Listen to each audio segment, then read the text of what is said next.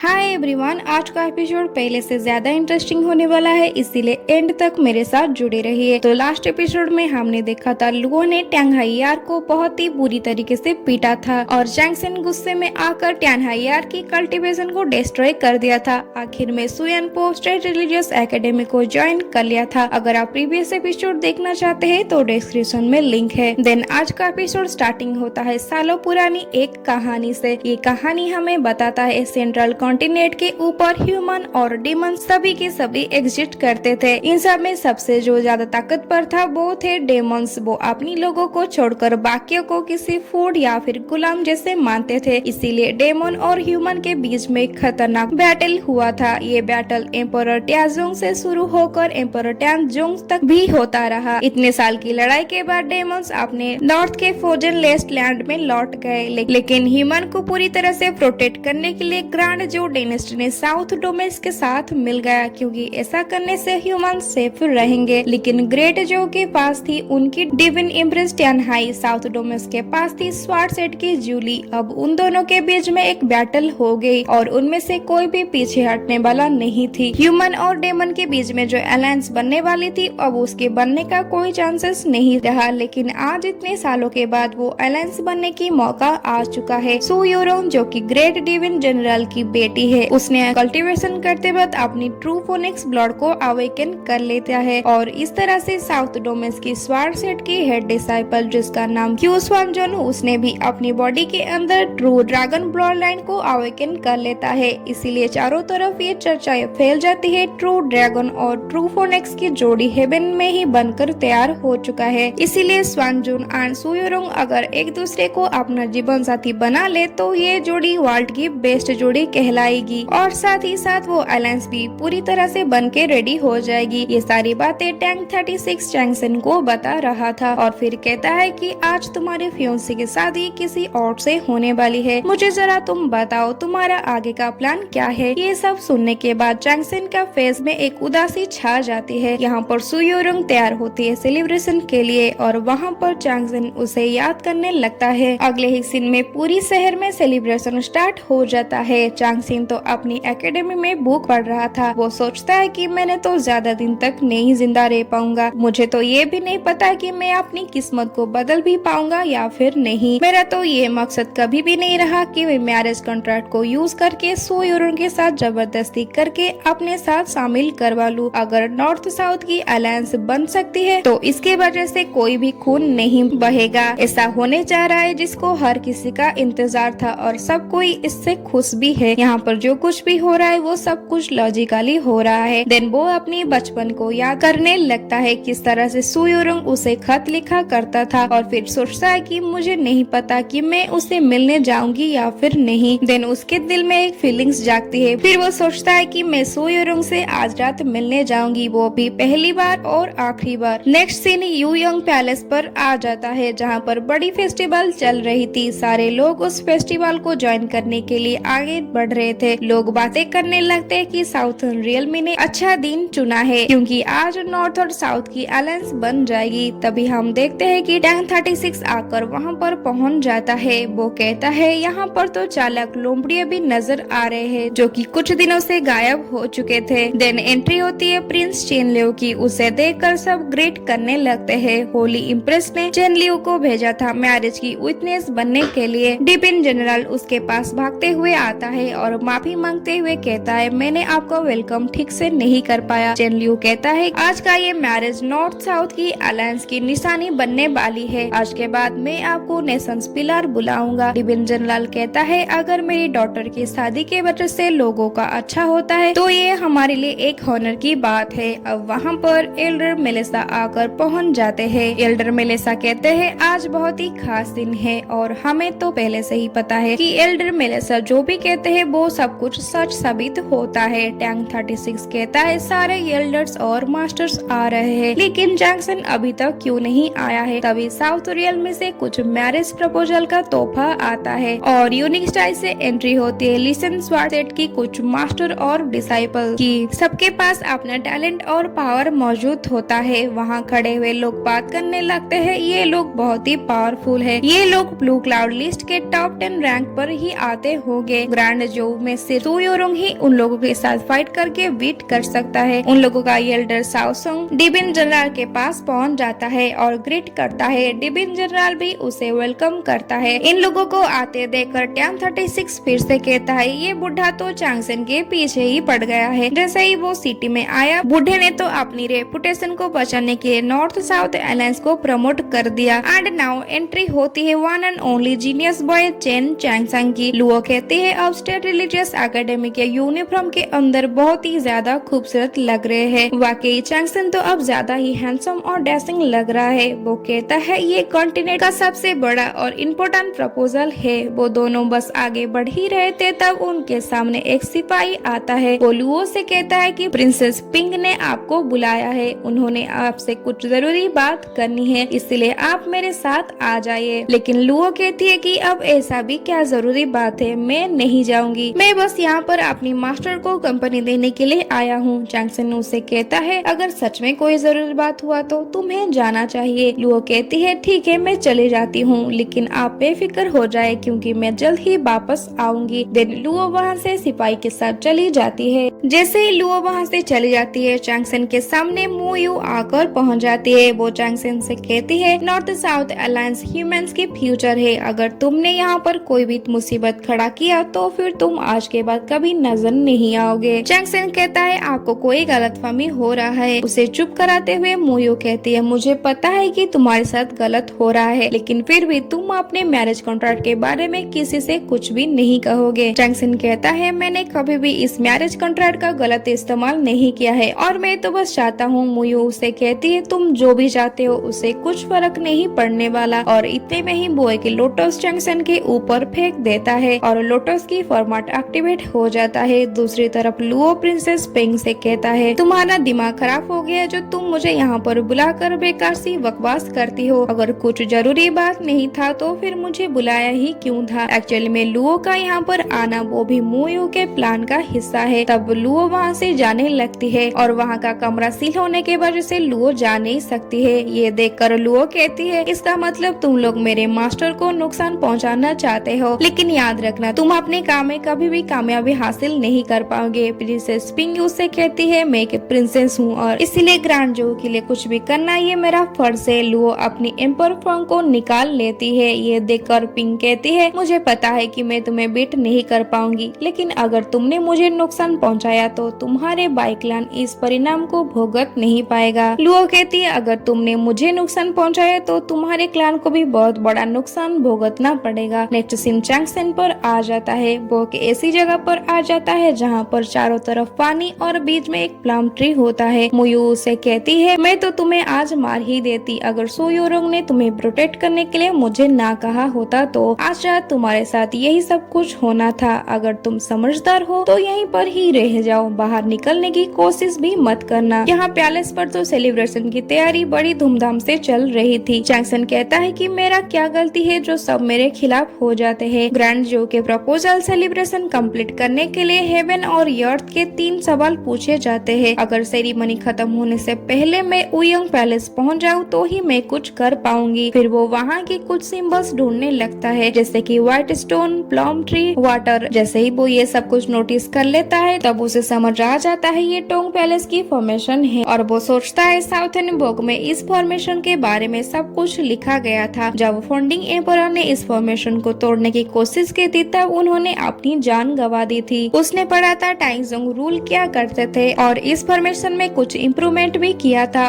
उन्होंने फॉर्मेशन को तोड़ने के लिए कुछ सोल्यूशन भी निकाला था और बनाने वाले थे 24 सेजे में से एक महान सेजे, उनका नाम था फेंग साहिज। अब फाइनली चांगसेन को वो स्क्रिप्चर मिल ही जाता है जिसमें इस फॉर्मेशन के बारे में सोल्यूशन लिखा गया था और 500 साल पहले एक बंदे ने इस फॉर्मेशन को तोड़ दिखाया था। उसने अपने पीछे कुछ वार्ड को जुड़े थे और जो कोई भी इसे सॉल्व कर लेगा सिर्फ वही इस फॉर्मेशन को तोड़ देगा। नेक्स्ट सीन एल्डर मेलेसा पर आ जाता है। वो कहता है हजारों साल पहले एक एल्डर ने मुझे फॉर्मेशन को ब्रेक करने के लिए बुलाया था, लेकिन आज मुझे सेम टू सेम वैसा ही फील हो रहा है। और वो अपने मन में कुछ वर्ड्स को पढ़ने लगते हैं। ऐसा लगता है कि एल्डर मेलेसा ही 500 साल पहले उसी फॉर्मेशन को ब्रेक किया था। अब सीन फिर से प्रिंसेस पेंग और लुओ पर आ जाती है। प्रिंसेस पेंग लुओ से कहती है अच्छा ठीक है तुम यहाँ से चले जाओ, लेकिन अभी वहाँ पर जाना तुम्हारे लिए एक बेकार साबित होगा। मुझे तो चैंगसन के लिए बुरा फील हो रहा है क्योंकि वो आज सेरेमनी में पहुँच नहीं पाएगा। लुओ कहती है कुछ फर्क नहीं पड़ता है कि तुम लोगों ने किस तरह का ट्रैप किया है, मेरे मास्टर उस ट्रैप को तोड़ ही लेंगे। यहाँ पर चैंगसन अपनी सारे नॉलेज और पावर को यूज करने लगता है और वो अपनी कोशिश जारी रखता है। अब वो स्टार के कुछ पैटर्न्स बनाने लगता है। ये सॉल्व करना इतना आसान भी नहीं होता है क्योंकि उसके सामने जितने भी हिंट थे उन सब से सारे